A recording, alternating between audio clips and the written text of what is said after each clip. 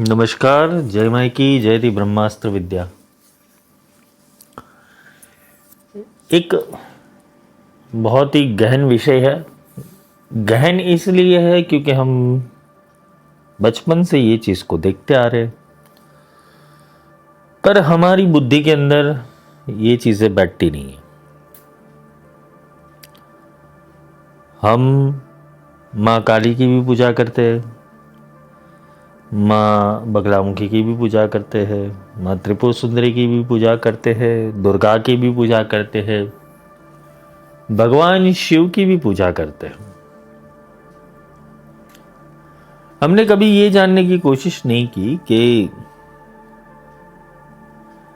जो हम भगवान की पूजा करते हैं उसके अंदर हमेशा तीसरे नेत्र का प्रयोजन होता है। अब तीसरा नेत्र बहुत कुछ कहता है। बहुत कुछ ऐसे विषय है कि जो तीसरे नेत्र के ऊपर आते हैं, जिसे कपोल कहते हैं हमारी भाषा के अंदर। और इस कपोल के अंदर एक तत्व रहता है कि जहां पर से देवता देखते हैं। हमारी दो आंखें हैं और हमारी दो आंखों से हम इस जगत के शब्द स्पर्श रूप रसगंध को अनुभव करते हैं, क्योंकि बिना रूप ना रस आएगा, ना गंध आएगा, ना शब्द आएगा, ना स्पर्श आएगा। इसलिए रूप को देखने के लिए आंखों की जरूरत होती है। और ये आंखें बहुत कुछ कहती है। दो आंखों के अंदर जितनी चीजें दिखाई देती है उससे ज्यादा तीसरी आंख से मनुष्य देख सकता है। अब देवताओं के अंदर तीसरी आंख का प्रयोजन इसलिए है क्योंकि तीसरी आंख से उनका जो तीसरा नेत्र है वो खुला हुआ है। वो भौतिक और पराभौतिक विषय वस्तुओं को देख सकते हैं, मनुष्य नहीं देख सकता। इसलिए मनुष्य को साधक बनना पड़ता है।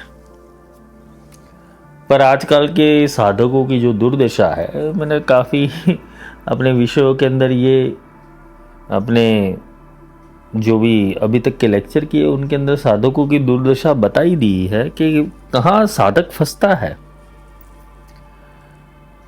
क्योंकि साधक जो दो आंखों से दिखाई देता है, दो कर्णों से सुनाई देता है, जो वो अनुभव करता है उसमें वो सीमित रह जाता है, जिसके कारण उसकी अतीन्द्रियां खुलती नहीं है। और अतीन्द्रियां ना खुलने के कारण होता क्या है कि वो संसार के अनुभवों को सत्य मान के चलता है। अब यहां पर मैंने तो बहुत इस विषयों के ऊपर चर्चा डाली है, लेकिन और एक चर्चा इसलिए बनाना चाहता हूं क्योंकि जितना कटेगा उतना तुम्हारा ही फायदा है। साधक अलग अलग हीलिंग मोडालिटी के अंदर जाता है। रेकी हो गया, प्राणिक हीलिंग हो गया, आकाशिक रिकॉर्ड हो गया, तीसरा नेत्र हो गया, थर्ड आई एक्टिवेशन प्रोसेस हो गया, लेकिन खुलता किसका है? अगर योग्य रूप से ये ऊर्जा एक्टिवेट हो गई तुम्हारे अंदर तो तीसरी आंख से जगत को देखने का कोई मतलब ही नहीं है। क्योंकि भगवान शंकर ने दो आंखें अपनी बंद करके तीसरी आंख के ऊपर फोकस किया हुआ है, तो इसलिए नहीं किया हुआ कि जगत में क्या हो रहा है। हम लोग तो इसी के अंदर देखना चाहते हैं। काफी लोग तीसरी आंख इसलिए खोलना चाहता है कि भाई पड़ोसी क्या कर रहा है, हमारा मित्र क्या कर रहा है, हमारा शत्रु क्या कर रहा है, उसके लिए तीसरी आंख खोलने का प्रयास कर रहा है। आजकल तो टेक्नोलॉजी भी हाईफाई हो गई है। तुम हाईफाई नहीं हो रहे क्योंकि तुम तीसरी आंख से वही देखना चाह रहे हो जो संसार देखना चाहता है, और यही सबसे बड़ी विडंबना है। आजकल लोगों का ज्ञान भी मिक्सर हो गया है, बहुत मिक्सर हो गया है। काफी लोगों को सुनता हूं जो ज्ञानी है और ज्ञानी होने के बावजूद भी उनके अंदर नया ज्ञान प्रकट नहीं हो रहा है। वो वही ज्ञान बोल रहे हैं कि जो किसी गुरुओं ने बोला हुआ है, किसी सदगुरु ने बोला है, किसी लिविंग वालों ने बोला हुआ है, किसी योग वालों ने बोला हुआ है। ओशो थियरी के ऊपर से कोई आ जाता है। मतलब ये मिक्सचर प्रजाति है, मतलब हाइब्रिड प्रजाति है। ये कोई दो व्यक्तियों के संसर्ग से पैदा हुई संतति नहीं है। ये 4-5 लोगों के साथ संसर्ग में आने के बाद जो प्रजाति पैदा होती है वो है। ये बोलते हैं ना कि एक लैब में ऐसे व्यक्ति बनते हैं कि जो जिसका ना हाथ है ना पैर है ना जो मुख है, बराबर है, वो चलता रहता है। ये तीसरी आंख के लिए भी बहुत सारे विषय ऐसे हैं। मैं ताज्जुब होता हूँ क्योंकि काफ़ी लोग जब मेरे संपर्क में आते हैं और काफ़ी लोगों से चर्चा होती है तो वो लोग अपने हिस्ट्री बताते, क्योंकि मैं हिस्ट्री हर एक इंसान की पूछता हूँ कि भाई कहाँ से आए, क्या किया, किस वजह से किया, क्यों किया, किस तरीके से किया। क्योंकि ये सब इसलिए जानना होता है क्योंकि इंसान की मेथोडोलॉजी समझ में आए, क्योंकि वो अज्ञान के अंदर गिरा हुआ है। और तीसरी आंख के विज्ञान के अंदर भी काफ़ी लोग यही मेहनत कर रहे हैं। किसी की तीसरी आंख खींच रही है, किसी की तीसरी आंख पुलिंग हो रही है, कोई तीसरी आंख के ऊपर कल्पनाओं को भाषित कर रहा है, और वो कल्पनाओं को भाषित करने के बाद उसे लग रहा है कि उसकी तीसरी आंख सत्य बोल रही है। चाहे वो टैरो कार्ड रीडिंग वाले हो, हीलिंग वाले हो, प्राणिक हीलिंग वाले हो, कोई तांत्रिक क्रियाओं के द्वारा तीसरी आंख सिद्ध करने वाले हो। मतलब कि पड़ोसी के घर में क्या चल रहा है उसमें तुम्हारी चंचुपात है। तुम्हारी जिज्ञासा यही है कि पड़ोसी के घर में क्या चल रहा है, मेरे दुश्मन के घर में क्या चल रहा है, वो क्या सोच रहा है। अगर तुम्हारी तीसरी आंख यही बता रही है तो तुम सबसे बड़े बेवकूफ़ हो इस दुनिया के। क्योंकि तीसरी आंख को खोलने का प्रयत्न इसलिए क्योंकि ज्ञान चक्षु यही है। क्योंकि भगवान शिव ने भी तीसरी आंख से कामदेव को भस्म किया था, कामनाओं को भस्म किया था। और तुम तीसरी आंख से वही चीज़ें देखना चाहते हो कि जो मनोकल्पित है। ये पास्ट लाइफ रिग्रेशन वालों का भी जो सीज़न होता है बहुत बड़ा, पास्ट लाइफ देखने का, कि इस लाइफ से दूसरी लाइफ में जाने का, दूसरी लाइफ से तीसरी लाइफ में जाने का।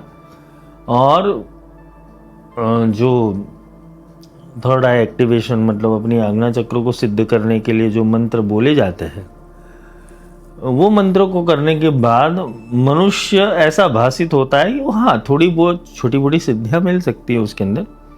ज्ञान चक्षु विषय अलग है कि थर्ड आई के ऊपर जो आने वाले वाइब्रेशन और फ्रिक्वेंसी है, अगर ट्यूनिंग सही से नहीं हुई तो तुम्हें समझ में ही नहीं आएगा कि तुम कर क्या रहे हो। तुम यही मनोकल्पित घटनाओं के अंदर फंस जाओगे।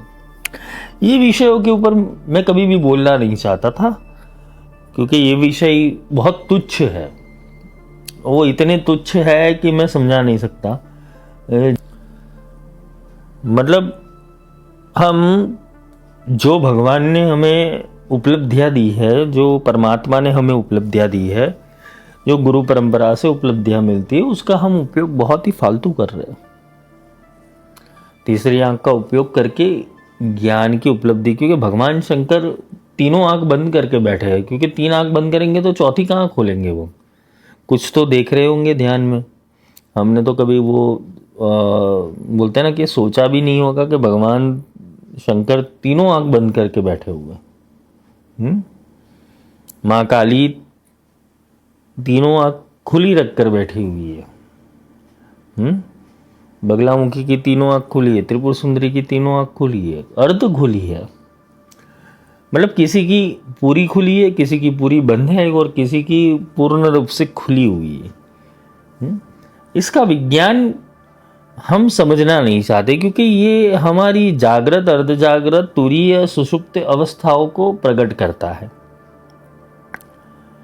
अंतरचक्षु ऐसा नहीं कि खुल जाता है। अंतरचक्षु ऐसी बात है कि अंतर प्रज्ञा मिलना, प्रज्ञा शब्द को पकड़ना, क्योंकि प्रज्ञा नहीं मिलती है तब तक मनुष्य अंधा रहता है और मृत्यु लोक के अंदर विचरण करता है। क्यों भगवान विष्णु को तीसरी आंख नहीं मिली? भगवान गणेश का कहीं कहीं उल्लेख है कि उनको तीसरी आंख मिली है, कार्तिकेय को नहीं मिली है, हनुमान जी को तीसरी आंख नहीं मिली हुई है, बाकी सारी स्वरूपों को तीसरी आंख नहीं मिली हुई है, महाविद्याओं को तीसरी आंख मिली हुई है। ये प्रज्ञा चक्षु है और प्रज्ञा चक्षु उनको मिलते हैं कि जो प्रज्ञा की और विचरण करते हैं। हमारी सबसे बड़ी मूर्खता क्या है कि हम फैसिनेशन के अंदर बंध गए हुए हैं। और हमारा फैसिनेशन क्या है कि हम कपोल कल्पित जो घटनाएं होती है तीसरी आंख के ऊपर, मतलब किसी इंसान को तुम छोड़ दो, डीप मेडिटेशन के अंदर जाकर तुम छोड़ दो। हाँ, पहले एक तुम्हारा माइंड आता है कॉन्शियस माइंड, फिर आता है सबकॉन्शियस माइंड, और फिर आता है अंतर्मन तुम्हारा, जो सबसे आखिरी मन है। ठीक है, अब ये आखिरी मन से लेकर जो पहला मन है, वहाँ बहुत सारी कल्पनाएं तुम्हारे साथ जुड़ी हुई है। ये देखना, ये इस विषय को इस तरीके से खोल रहा हूँ, अगर ये लेक्चर किसी ने सुन लिया तो अभी तक के जितने भी प्रोग्रामिंग है, जितने भी वायरस है तुम्हारे भीतर, वो नष्ट हो जाएंगे। और ये सुनना ज़रूरी है। अगर तुमने मेरे सारे लेक्चर सुने तो ये भी सुन लेना, और ये सुन लेने के बाद तुम किसी और को फॉरवर्ड करना जो ये फालतू की घटनाओं के अंदर अपना समय बर्बाद कर रहा है। उसे कुछ देखना है, पर क्या देखना है वही नहीं बताया। क्या देखना है वही नहीं पता है। भौतिक रहस्य अलग है, पराभौतिक रहस्य अलग है। और तुम्हारा शरीर भौतिक है, ये समझ लेना, पंच तत्वों से बना हुआ है, वो नष्ट होने वाला है। Don't go for your body. तुम्हारे स्थूल शरीर के प्रति, तुम्हारे बॉडी के प्रति तुम कभी भी मत जाना, क्योंकि शरीर नष्ट होने वाला है। तुम्हें कुछ समझना है तो तुम्हें एंट्री मारनी पड़ेगी सबकॉन्शियस माइंड के अंदर, और सबकॉन्शियस माइंड के अंदर भी जन्म जन्मांतर की प्रोग्रामिंग पड़े हुए हैं। अगर तुम चाहो तो एक समय के ऊपर नष्ट भी कर सकते हो। कैसे? दृष्टा रूप से। ये अष्टावक्र गीता के अंदर बताया हुआ है कि साक्षी कौन है, दृष्टा कौन है। क्योंकि अंधेरे में पड़ा हुआ रज्जु, यानी अंधेरे में पड़ी हुई जो डोरी होती है, जो अंधेरे में पड़ा हुआ जो रस्सी होता है, वो भी इंसान को सर्प के भांति प्रतीत होता है। वैसे ही अंधेरे में पड़ी हुई जो भी चीज़ें हैं, उसको तुम देखने के बाद उसको सत्य प्रतीत होता है, क्योंकि वहाँ अवकाश और वहाँ प्रकाश बहुत सूक्ष्म रूप से है। वैसा ही तुम्हारे सबकॉन्शियस माइंड का प्रोग्रामिंग है। चाहे तुम टैरो रीड कर रहे हो, ज्योतिष देख रहे हो, न्यूमरोलॉजी कर रहे हो, तुम जो भी विद्याएं कर रहे हो, वहाँ प्रकाश बहुत कम पहुँच रहा है। वहाँ चेतना का स्तर 0 है। वहाँ तुम्हारा तर्क दौड़ रहा है। इस तर्क के कारण, क्योंकि न्यूमरोलॉजी, वास्तु, ज्योतिष, फिर ये reiki, pranic healing, hypnotism, past life regression, आकाशवाणी, लामा फेरा, ये सारी जो भी हीलिंग मॉडलिटीज़ है, वो केवल और केवल सबकॉन्शियस माइंड से चल रही गतिविधियां है। इसको अध्यात्म से कुछ लेना देना नहीं। इसलिए इसका अध्यात्म के साथ मिलना, उठना, बैठना, जुलना, ये स्थगित कर दो। क्योंकि तुम्हें अगर मुक्ति की ओर बढ़ना है, तुम्हें अपने लाइफ लेसन्स को सीखना है, तो प्रैक्टिकल रूप में सीख लो, और प्रैक्टिकल रूप में वो चीज़ को सीख के छोड़ दो। हमारी दुर्बुद्धि ये कहती है कि हम, कभी कभी क्या होता है, किसी इंसान के अंदर बहुत दुर्बुद्धि होती है, और वो दुर्बुद्धि इतनी जड़ता के ऊपर चली जाती है कि वो प्लस होता है तो बहुत प्लस हो जाता है, माइनस होता है तो बहुत माइनस हो जाता है। वो स्थिर नहीं रहता है, वो 0 के ऊपर नहीं रहता। और जो स्थिर रहता है ना, वो मुक्त हो जाता है, उसकी तीसरी आंख खुल जाती है। क्योंकि प्लस वो तुम्हारी सूर्य नाड़ी है, माइनस वो तुम्हारी चंद्र नाड़ी के बीच में जो है, प्लस और माइनस दोनों न्यूट्रल अवस्था है। तुम्हें न्यूट्रल बनना है। तुम प्रैक्टिकली चीज़ों को इम्प्लीमेंट नहीं करते हो। इसके कारण परिणाम क्या होता है कि तुम एक कल्पना जगत के अंदर विचरण कर रहे हो, और कल्पना जगत का जो हिप्नोसिज्म होता है वो बहुत खतरनाक होता है। और कल्पना जगत के अंदर किसी ना किसी को सोलमेट भी मिल जाता है, ट्विन फ्लेम भी मिल जाता है, शिव शक्ति बन जाते हैं, राधा कृष्ण बन जाते हैं। हाँ, अलग अलग प्रकार की भ्रांतियाँ लोगों को हो जाती, क्योंकि शक्ति का चयन होना, या तो तुम्हारे सोलमेट या ट्विन फ्लेम जो भी है, उनका चयन होना, वो तुम्हारी कैटेगरी के ऊपर नक्की करता है, तुम्हारी शक्तियों के ऊपर नक्की करता है। और वो शक्तियों को जागृत करना पड़ता है। ऐसा नहीं है कि तुमने किसी को समझ लिया और वो हो गया। ये फालतू के प्रपंच होते, और इसके कारण होता क्या है कि इंसान बेड़ा गर्क कर लेता है। एक वाइब्रेशन होना ज़रूरी है, जिसका एक वाइब्रेशन है एक ही तत्व के ऊपर जब वाइब्रेट करते हो, एक ही फ्रीक्वेंसी के ऊपर वाइब्रेट करते हो, एक ही एलिमेंट के ऊपर वाइब्रेशन करते हो, तब जाके तुम इस बोलते ना कि युगल तत्व के अंदर आते हो, तुम ट्विन फ्लेम बनते हो। क्योंकि ये भी थियरी ये हीलिंग मोडालिटी वाले सिखाते हैं, feminine energy, divine feminine energy, divine masculine energy. काफ़ी लोग तो यही एनर्जी के अंदर घूमते रहते हैं।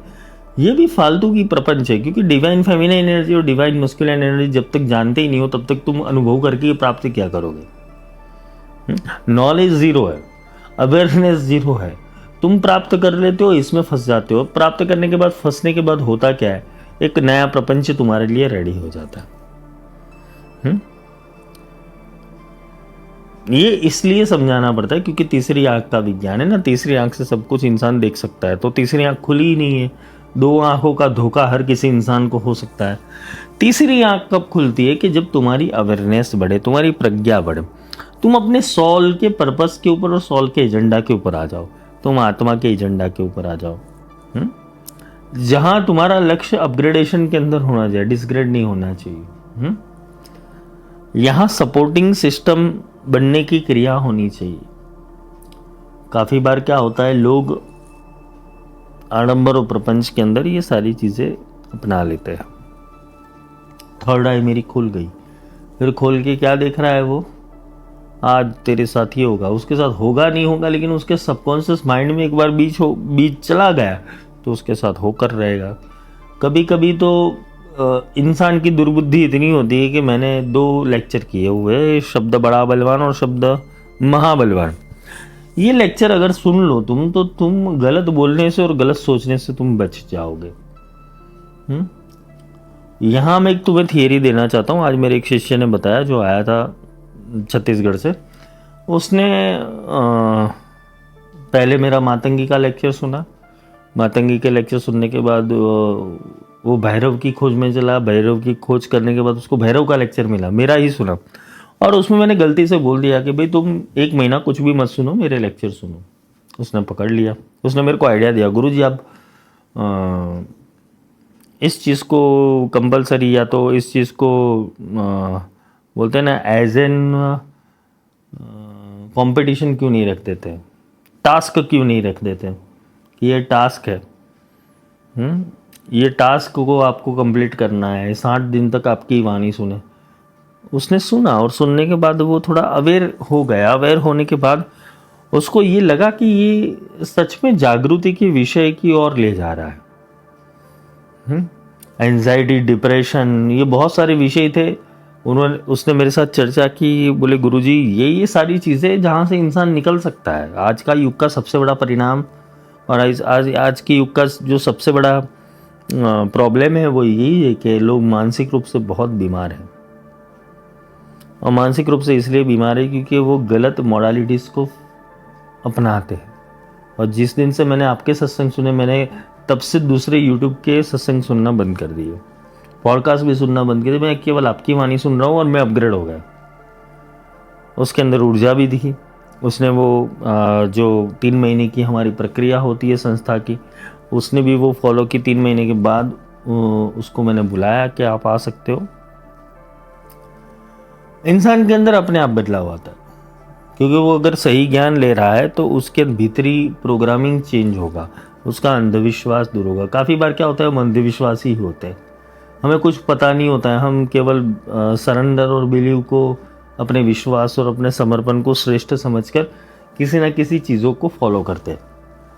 किसी के सर होते, किसी के मैडम होते।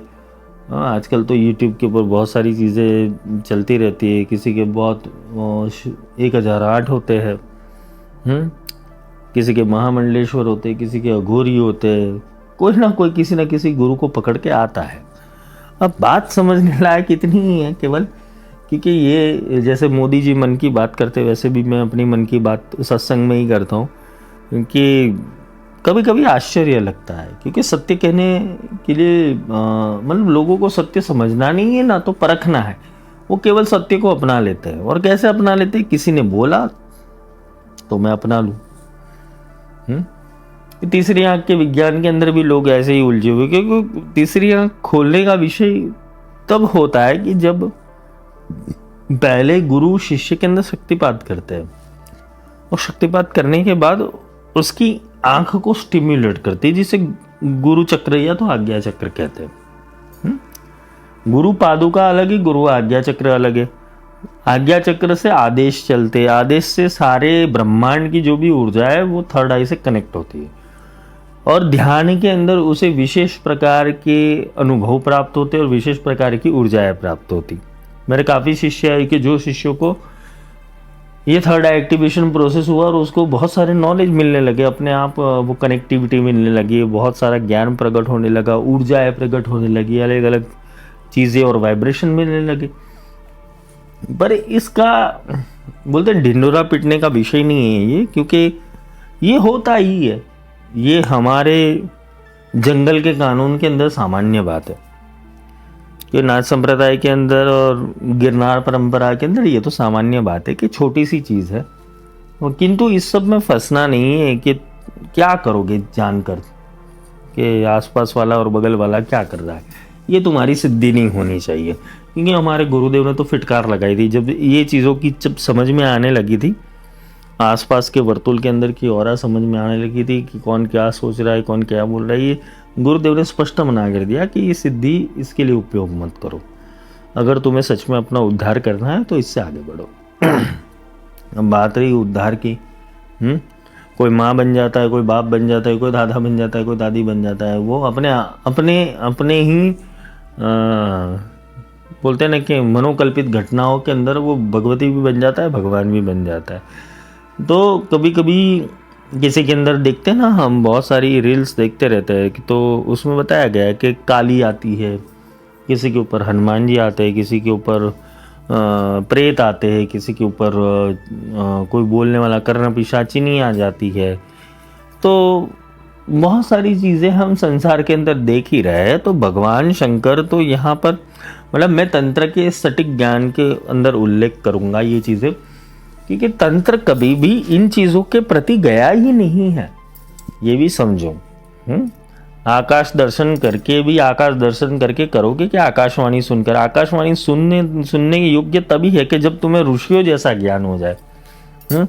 ऋषियों ने तो वेदों की रचना की, शास्त्रों की रचना की, पुराणों की रचना की। चरक जैसे वैज्ञानिक को, चरक जैसे ऋषि को पूरा आयुर्वेद मिला, तो तुम्हें क्या मिलेगा? तुम तो जहां थे वही रहोगे, क्योंकि तुम तो उस कल्पित घटनाओं को लेकर बाजार में घूम रहे हो बेचने के लिए। तो ये तुम्हारी सिद्धि जो फालतू की सिद्धि, प्रपंच वाली सिद्धि है, तो वो प्रपंच वाली सिद्धि तुम्हें छोड़नी पड़ेगी, क्योंकि सिद्धि का मतलब तो यही होता है कि जो तुम्हें इस जगत से तार दे। तुम्हारी सिद्धि अगर इस जगत को देखने के लिए बनी हुई है, इस जगत के अवलोकन के लिए बनी है, तो तुम्हारी सिद्धि तो नरक में जाने वाली है। कि सिद्धि भी इंसान को नरक में भी ले जाती है, सिद्धि इंसान को स्वर्ग में भी ले जाती है। अब रही बात कि सत्य क्या है, तीसरी आंख से क्या सच में देखा जाता है? तो भगवती की तीसरी आंख या भगवान शिव की तीसरी आंख जो बताई गई है वो ज्ञान चक्षु है। वो समस्त कामनाओं को भस्म करने की भगवान ने एक लीला की थी, जहाँ देवताओं को बताया गया कि देवताओं ने ये सोच रखी कि हम काम का आविर्भाव करेंगे, कामदेव को प्रकट करेंगे, कामदेव रति का नृत्य देखने के बाद भगवान शिव भी कामावेश होकर भगवती पार्वती के साथ संसर्ग करेंगे और एक संतान की उत्पत्ति करेंगे, और संतान की उत्पत्ति करने के बाद वो संतान राक्षसों का वध करेगी। सोचो ये घटना, क्योंकि शिव महापुराण में ही लिखा हुआ है। अब भगवान शिव ने तो तीसरी आंख से कामदेव को भस्म कर दिया। अब ये जो बात बताने जा रहा हूं बहुत गुप्त बात है, बहुत रहस्यमयी बात है, क्योंकि शिव वो परम पुरुष है। परम पुरुष तो नहीं बोलेंगे उसे, ब्रह्मांड की सबसे बड़ी फ्रीक्वेंसी कहेंगे। माँ पार्वती जो आदिम शक्ति है, वो ब्रह्मांड का सबसे बड़ा वाइब्रेशन है। तो देवताओं ने प्रपंच रचा, देवताओं के प्रपंच में भगवान शिव आए नहीं, और भगवान शिव ना आने के कारण भगवान शिव ने क्या किया, काम को भस्म कर दिया, कामदेव को। अब जब कोई भी चीज भस्म हो जाती है तो उसके ग्रैन्यूल्स रहते हैं, वो ग्रैन्यूल्स पूरे संसार के अंदर व्याप्त हो गए, इसलिए हर एक जीव के अंदर काम व्याप्त है।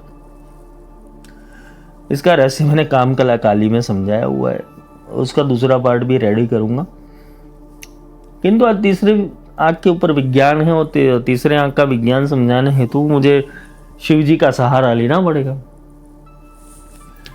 तो शिव जी यहां पर क्यों काम को भस्म कर दिया? क्यों शिव को काम की जरूरत नहीं थी? नहीं, क्योंकि शिव के अंदर बहुत अनंत प्रेम था।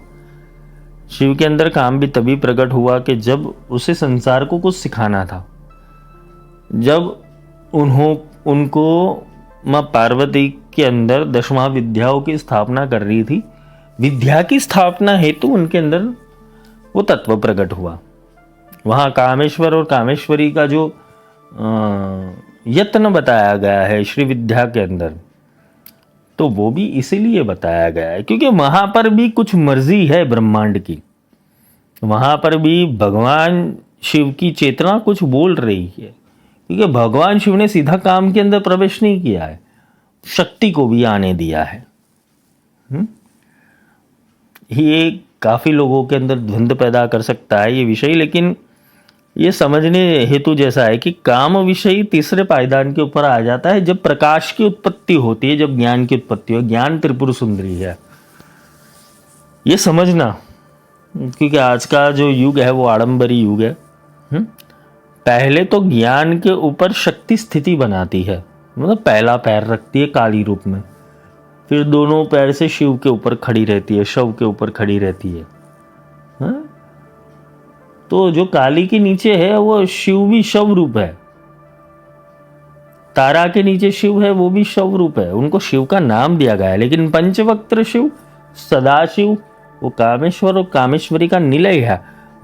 जब योग और रति होती है, मतलब काम का प्रवेश होता है, तब भी भगवान वो भगवती तत्व और भगवान तत्व के अंदर विचरण करते हैं। ये संयोग है पूरा, इसलिए भगवान शिव ने काम का दहन कर दिया था, और दहन करने के बाद संसार को यह बताया कि संतति उत्पत्ति के लिए काम की जरूरत नहीं है। अब इन लोगों ने IVF किया या सैरोगेसी ट्रीटमेंट की वो पता नहीं, किंतु तुम अगर शिव महापुराण पढ़ो या तो देवताओं का विज्ञान पढ़ो तो उसके अंदर बताया गया है कि भगवान शिव के वीर्य से, मतलब जब वो स्खलन वीर्य हुआ तब कृतिकाओं ने उसको पृथ्वी के ऊपर झेला और कार्तिकेय की रचना हुई, और वो उनका वाहन अग्निदेव थे। अग्निदेव ने कबूतर के रूप में वो वीर्य को ग्रहण किया और कृतिकाओं के स्थल के ऊपर रख दिया, पृथ्वी के ऊपर। वहां कार्तिकेय षडानन की रचना हुई। मतलब शिव यानी कि एक बिंदु है, बिंदु यानी तेज, तेज का अर्थ होता है परम ज्ञान। जब परम ज्ञान पृथ्वी के ऊपर यानी कि मूलाधार के ऊपर अवतरित होता है, यानी सहस्त्रार का ज्ञान मूलाधार के ऊपर अवतरित होता है, तब षडदल के अंदर वो परिवर्तन होता है। षट चक्रों परिसंस्थिता, तो भगवान स्कंद या भगवान कार्तिकेय वो रचना है कि जहां पर शिव अपना विमर्श उत्पन्न कर रहे हैं। मतलब शिव सीधा नहीं आ रहे, विमर्श उत्पन्न कर रहे हैं अपने पुत्र के रूप में। तो शिव का विमर्श 6 पंखुड़ियों वाला है। ये रचनाएं समझना, क्योंकि ये क्या है, ये अथर्व शक्ति, अथर्व शक्ति का विज्ञान समझने हेतु तुम्हें इस तरीके से समझना पड़ेगा। जैसे सूर्य का प्रकाश प्रिज्म में जाता है और 7 कलर के अंदर परिवर्तन होता है, वैसे ही शिव का बिंदु परिवर्तन हेतु षडानन के रूप में प्रकट हुआ। शिव पुत्र कार्तिकेय है और गौरी पुत्र गणेश है, ये भी याद रखना। क्योंकि शक्ति पुत्र और शिव पुत्र इस दोनों के अंदर अंतर है। तो यहाँ पर काम के प्रयोग से शिव के अंदर से पुत्र उत्पन्न हुआ या पार्वती के अंदर पुत्र, वो काम की उत्पत्ति के कारण नहीं हुआ है, वो योग की उत्पत्ति के कारण हुआ है। ये बात समझना, योग अलग है और काम अलग है। और काम का अगर योग हो गया, संयोग हो गया, तो उस संतान की उत्पत्ति अवतारवाद से पैदा लेती है। ये अथर्व रहस्य है। आज भी इस युग के अंदर अवतार पैदा हो सकते हैं, लेकिन हम अवतारों को पैदा करने के लिए हमारे अंदर सामर्थ्य नहीं है, क्योंकि हमारे अंदर इतना ज्ञान ही नहीं बचा है कि हम ऐसी चेतनाओं को नीचे अवतरित कर पाए। क्योंकि हमें सही योग और सही विज्ञान से हम अनभिज्ञ है। आने वाली पीढ़ी वहां पर खत्म हो जाएगी पुराणों की कथाओं के अंदर। और ये लिख के लेना, आजकल जो पॉडकास्ट का प्रचलन चल रहा है और जो भी चीजें चल रही है वो सनातन धर्म को नष्ट करने हेतु चल रही है। ये कलयुग का ऐसा चरण है कि जहां पर तुम अपनी संस्कृति को, अपने विज्ञान को, अपनी प्रज्ञा को, अपनी योग को, अपने आध्यात्म को और अपनी आयुर्वेद को खो दोगे। अपनी सारी विद्याओं को तुम खो दोगे, क्योंकि ये विनाश की ओर जा रहा है। क्योंकि यहाँ हर प्रैक्टिकल बातें अनप्रैक्टिकल रूप से परोसी जाती है, चाहे वो ज्योतिष हो, चाहे वो वास्तु हो, चाहे न्यूमरोलॉजी हो, चाहे वो हीलिंग विज्ञान हो, सबके अंदर मिलावट आ चुकी है। पहले गुरु शिष्य परंपरा थी और गुरु शिष्य परंपरा के रूप के अंदर वो तपा के देते थे, तप से सिद्धि देते थे। आज तुम्हें 2 घंटे के वर्कशॉप के अंदर सारी चीजें समझाई जाती है। जिसकी सिद्धि तप से उत्पन्न नहीं हुई है उसकी सिद्धि अयोग्य मार्ग के ऊपर ही जाएगी। इसलिए आजकल एस्ट्रोलॉजर और ये हीलर्स की बोलते हैं ना कि भीड़ ज़्यादा बढ़ गई है। आज हर घर के अंदर हीलर मिल जाएगा, हर घर के अंदर ज्योतिष मिल जाएगा, हर घर के अंदर वास्तुशास्त्र मिल जाएगा। कंपोजिट कंपोनेंट उत्पन्न हो रहे हैं, जिसको हम हमारी भाषा में इष्ट कहते हैं। दही बनाने के लिए जो दूध के अंदर डाला जाता था उसे इष्ट बोलते हैं। यही चीजें हो रही है। तुम्हारे मनोविज्ञान के साथ खेला जाता है, तुम्हारे रियल विज्ञान के साथ तुम्हें रूबरू, क्योंकि आत्मा को तो इन सारी चीजों की जरूरत ही नहीं है। आत्मा तो सीधे संयोग में उतरेगा, योग में उतरेगा। क्योंकि ऋषि मुनियों ने, संतों ने, जो हमारा एंशिएंट परंपरा है, एंशिएंट विज्ञान है, वो अभी का युग भूल रहा है। बस वो लेवल लगा रहा है, बगलामुखी के नाम का, श्री विद्या के नाम का, काली के नाम का, कुलगुरु परंपरा के नाम का लेबल लगा रहा है। तो सबसे बड़ा मीथ यही है। परंपरा वाले भी आविष्कार नहीं करे, परंपरा वाले भी दुर्बुद्धि के साथ अपने भीड़ को बढ़ाने के बाद उनको गुलाम बनाने की प्रक्रिया में ले जा रहे। आविष्कार नहीं हो रहा है कि किसी के अंदर वृत्ति पैदा करके, सुरती पैदा करके नए विज्ञान का प्रागट्य करे। अरे गुरु के अंदर से गुरु प्रकट होगा, गुरु के अंदर से शिष्य थोड़ी प्रकट होगा। हाँ, तुम गुरु परंपरा देख लो, आज बने बनाए गुरुओं की संख्या ज्यादा है, लेकिन गुरु परंपरा से गुरु बनने की जो प्रक्रिया होती है वो लेट हो रही है, क्योंकि गुरु को अपना सामर्थ्य साधना है। और यहाँ मैं राह देख रहा हूँ कि कोई योग्य शिष्य मिल जाए तो कल्याण हो जाए उनका, एक नए भारत की रचना हो जाए। भारत का अर्थ भी यही होता है कि भारत, भर्गो देवस्य धीमहि धियो यो न प्रचोदयात्। भारत, भा यानी के ज्ञान, जो ज्ञान में रत है वो भारत है। हमारा भारत आज ज्ञान नहीं है, वो प्रपंच के अंदर गिरा हुआ है। और भारत विश्व गुरु बनेगा, कैसे बनेगा? सुनने वाली पब्लिक भी मूर्ख है, आकर्षित, अनेकों प्रकार के पॉडकास्ट के अंदर आकर्षित, अनेकों प्रकार के योग विज्ञान के अंदर आकर्षित, प्रपंच के अंदर आकर्षित, जिनको अपनी आत्मा की ही नहीं पड़ी है वैसे विज्ञानों के अंदर आकर्षित। ऐसे योगों की रचना करके तुम्हें क्या लाभ मिलेगा? रही बात तीसरे आंख के विज्ञान की, तो एक आंख खुली एक आंख बंद है, मैंने समझाई। आंखों से देखना है तो आंखों को अब विज्ञान समझना पड़ेगा।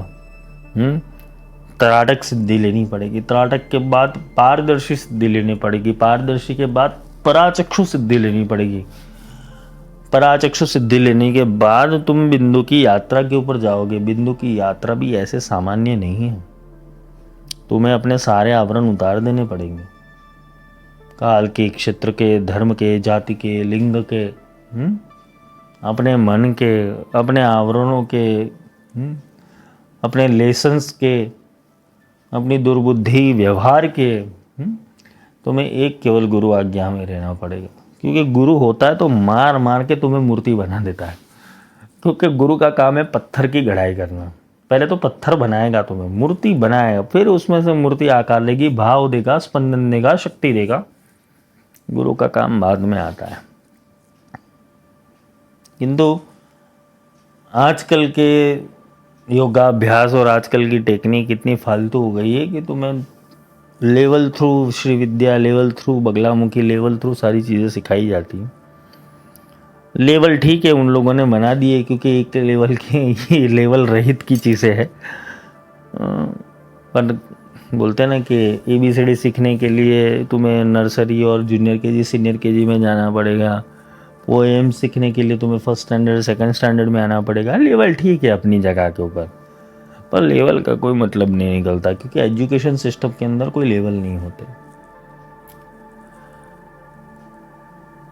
गहरा रहस्य, तीसरी आंख का रहस्य समझने के लिए और तीसरी आंख के रहस्य को जानने के लिए थर्ड आई क्या है वो समझना पड़ेगा। क्योंकि ये दो आंखों से देखने वाली चीज़ें नहीं है, दो आंखों के पीछे जो चल रहा है उसको देखने वाली चीज़ है। क्योंकि दृष्टा वहां पर बैठा हुआ है। तीसरी आंख बाहर नहीं है, तीसरी आंख अंदर है। खुली तीसरी आंख का मतलब यही होता है कि शक्ति स्फुरना होना, शक्ति का स्फुरन होना। तीसरी आंख से जजमेंट लिया जाता है।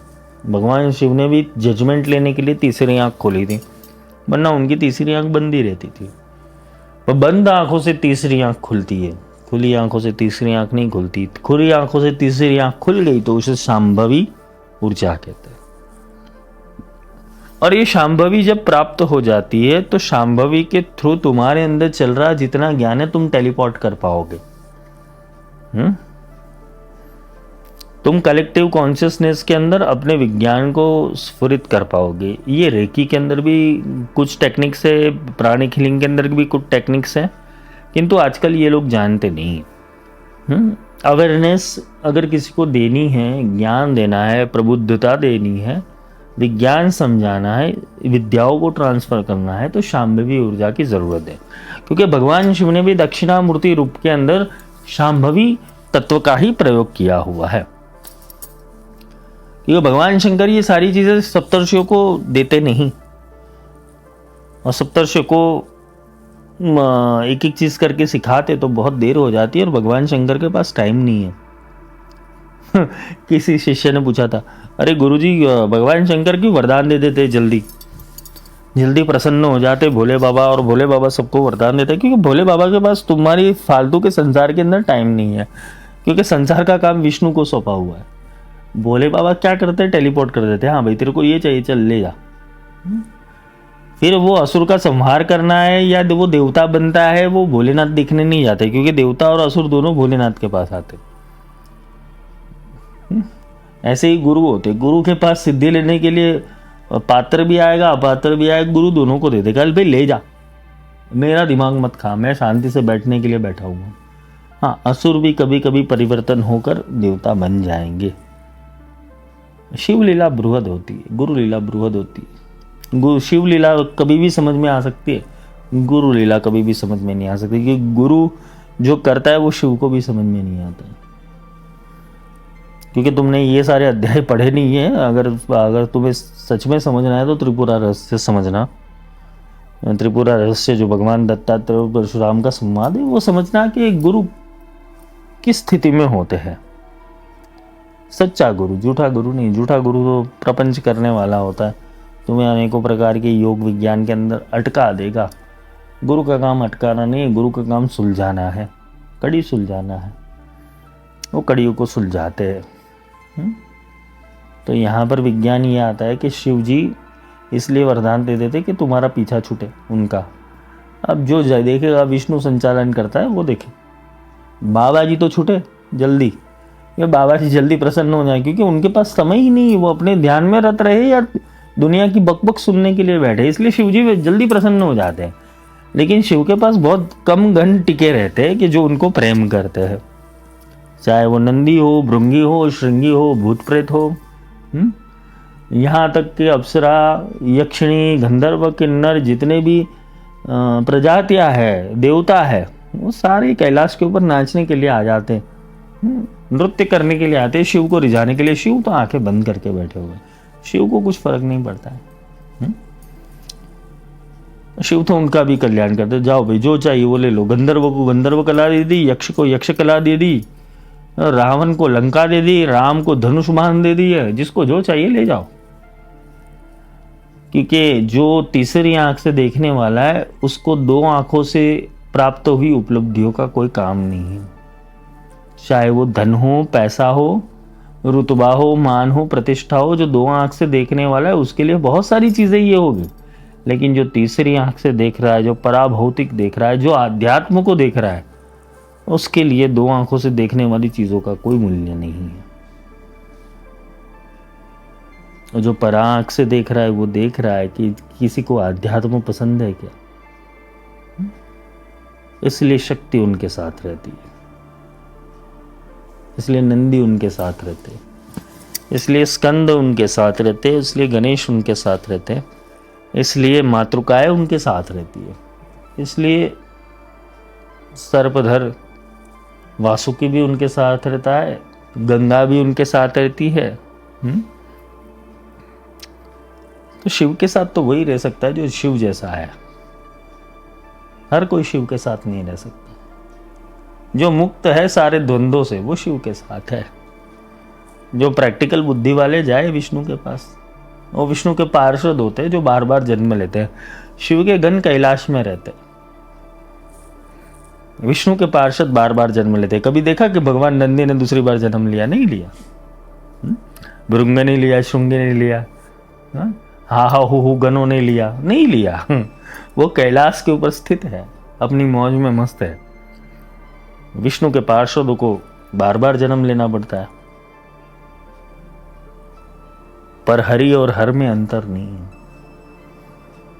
क्योंकि हर है वो हरने वाला है, और हरि है जो देखने वाला है। क्योंकि हर ही हरि बनते हैं, वो भी उनके ही है। तो वैष्णव और शैव के अंदर, वैष्णव थोड़ी प्रैक्टिकल बुद्धि है, शैव थोड़ी अलगारी बुद्धि है, उद्धूती बुद्धि है। तो तीसरी आंख तो उनकी खोलेगी जो बाह्य आवरणों को बंद करके अंतर के पट के अंदर जाएंगे। बाहर के पट बंद कर अंतर के पट खोल तो है पिया मिलेंगे। बस यही सोच को समझो, यही सोच से चलो। और सच में तीसरी आंख खोलनी है तो किसी योग्य गुरु के शरण में जाओ, वरना तुम जो दो आंखों से देख रहे हो वही तीसरी आंख से देख रहे हो तो तुम बड़ी दुविधा के अंदर हो। दो आंखों से तो भी तुम पड़ोसी के घर में जागोगे और तीसरी आंख से भी पड़ोसी के घर में जागोगे। ईर्ष्या, निंदा, राग, द्वेष, इनसे ही अगर तुम्हारी तीसरी आंख खुल रही है तो तुम्हारी तीसरी आंख का विज्ञान किसी काम का नहीं, क्योंकि तुम मृत्यु लोक के अंदर वापस पिशाच, भूत, प्रेत बन के घूमोगे, पितृ बन के घूमोगे। किसी के शरीर में आओगे और मांगो कि भाई मुझे भजिया खिला दो, मुझे सिगरेट पिला दो, मुझे जलेबी खिला दो, मुझे रबड़ी खिला दो। कोई राजकोट का होगा, कोई काठियावाड़ी होगा तो बोलेगा मुझे मावा खिला दो, कोई बंगाल का होगा तो बोलेगा मुझे मच्छी खिला दो। स्वाद, स्पर्श, रूप, रस, गंध, ये पंच तन्मात्राएं फंसाने का विषय है, उसमें फंसना मत, वरना मुक्त नहीं हो पाओगे। अगर तुम्हारी आत्मा का विषय मुक्त होना है तो शब्द, स्पर्श, रूप, रस, गंध, इन सब से ऊपर उठ के केवल भगवती के चिंतन के अंदर और भगवान के चिंतन के अंदर व्याप्त होना, और गुरु जो सीख दे ना उस सीख को अप्लाई करना जीवन में। ये तीसरी आंख का विज्ञान आगे कंटिन्यू करें। आज के लिए इतना ही। जय माई की।